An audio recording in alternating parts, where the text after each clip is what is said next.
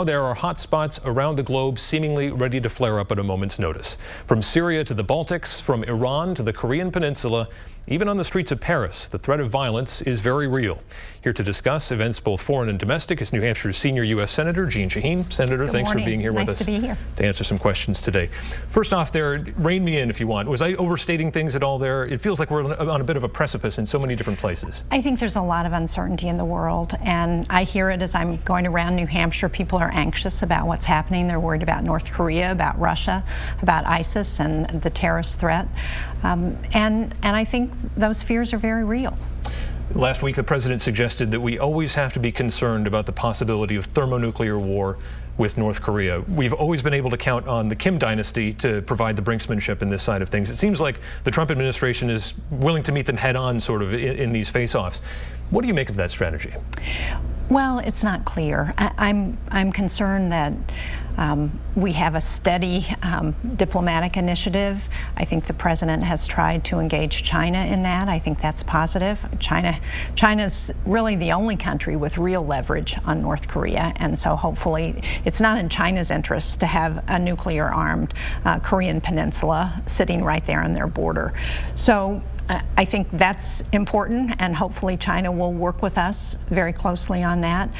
What's disconcerting is to have the president make statements about the Armada going into Carl Vinson, yeah, Carl Vinson going into the up to the Korean Peninsula, and to learn later that it's actually going in the opposite direction. That's the kind of mixed message we don't need to be sending to North Korea. We want them to understand that we have a steady hand, that we're looking at this very carefully, and that we have a measured approach to what we're doing.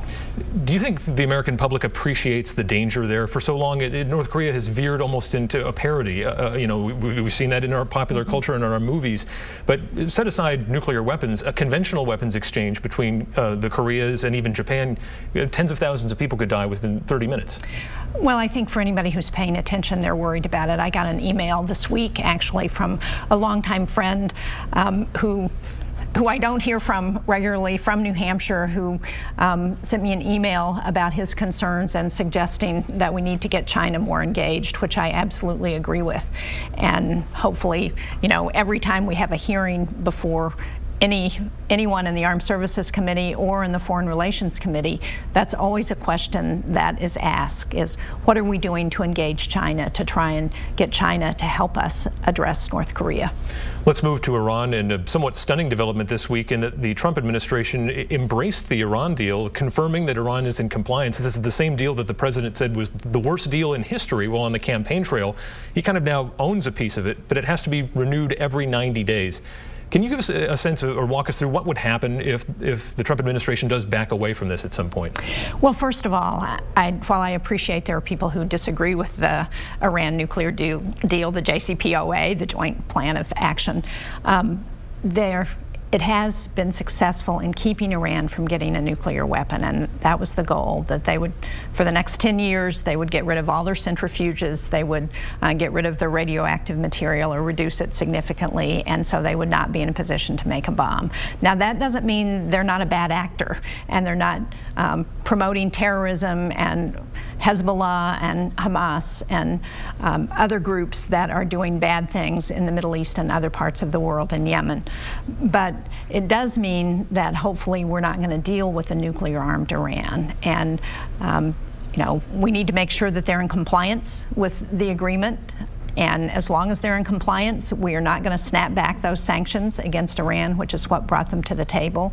And we're going to continue to work with our allies. I mean, this is another example of why going it alone is not the best policy, while working with our allies, with the NATO alliance, with others, makes us stronger.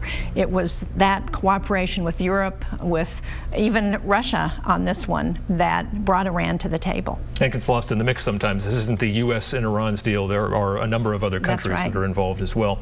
Let's move to Syria. You were supportive of the president's strike against Assad's chemical weapons planes, but what did that achieve? Can we say that there was concrete results from that? Well, it needs to be part of a broader strategy towards Iran. But I do think it's important when we draw a line in the sand about the use of chemical weapons, that we follow up. I was one of 10 on the Foreign Relations Committee back in 2013 when the president drew that line in the sand about chemical weapons, who voted to actually take action on that. Sadly, that never went anywhere. I wonder where we'd be if we had taken those airstrikes at that time. But I do think it was an appropriate response to what Assad was doing. It puts Syria and Assad on notice. It puts Russia on notice that we are paid attention, and we are not going to see an escalation of what Assad is doing against his own people. It's a horrific civil war there. 500,000 Syrians have been murdered killed in the civil war, and what we need is a peaceful solution to this, ultimately, that is going to move Assad out and give the Syrians control of their own country. What is the best end game there, though? Obviously, there seems to be a sense that the U.S. doesn't want to get too involved here in yet another potential conflict in the Middle East. And yet we've seen that in Iraq, when we move out a regime, a lot of times what comes in behind them can be even worse. Well, I don't think we ought to be putting troops on the ground in Syria. We have people there advising and training for some of the rebel groups and the Peshmerga that are fighting Assad. So, I think what we need to be doing is engaging diplomatically to try and get a solution. And we do need Russia to come to the table on that. We do need Iran to come to the table on that. And at this point, it's not clear whether they recognize that it's in their interests. And I think long-term it is in Russia's interest to do that. Russia doesn't want to stay bogged down in Syria and doesn't want to alienate the Sunni world, the Sunni Arab world, as they are doing by their actions in Syria. You mentioned Russia, seemingly the biggest question mark on the global stage right now. The Foreign Relations Committee heard testimony in February about a war games exercise that they're going to hold right on the borders of Poland and Lithuania in September. 100,000 troops potentially. Right. What is Vladimir Putin getting at here? What is he trying to achieve through things like this? Well, Putin wants to be viewed as a world power again. I think as we know, he came out of the communist era. He was a former KGB agent, and he wants to restore Russia's influence in the world, and he sees that the way to do that is to reduce America's influence in the world. And again, that's why our alliances are so important, why our work with Europe is so important, and with NATO.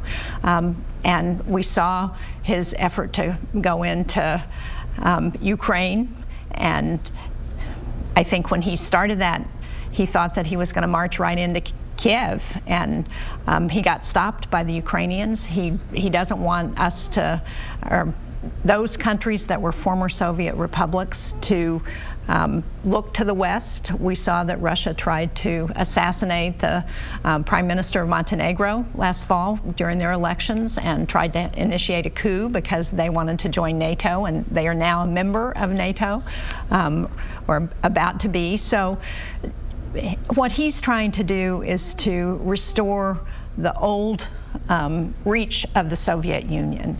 And what we need to do is to push back where it's appropriate, as in Ukraine. We need to continue to support the Ukrainians, and we need to address the other efforts that he's making to undermine Western democracies, which is one of the things that I've been most concerned about. Through disinformation, through propaganda. The Russian propaganda machine is about $1.4 billion a year, and they have entities like Russia Today, which is RT, which is on American television. People watch that. They don't understand that that's an organ of the Russian government. And so I have legislation to try and help close a loophole so that people do understand that. But there's this campaign to undermine our faith in the West and our democracies, and that's what's most concerning to me about Russian efforts to interfere in our elections last fall. I think those elections are over, but we need to take action to make sure Russia never does that again. And complicating sort of our approach to this is this nexus that exists between the world of President Trump and the Russians.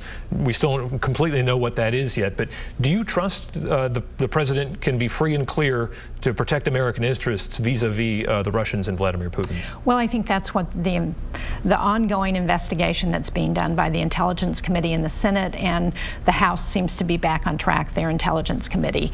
And I think that's what they're exploring. They're going to get the information. My hope is that that will be apparent to the American public. We need a transparent investigation. People need to know what happened, and one of my concerns is that's still being done behind closed doors. I think we need an independent investigation that, just as with the investigation into the 9/11 terrorist attacks, where we look at everything that happened, the American public should know what went on, and there should be recommendations for how to address Russia's actions.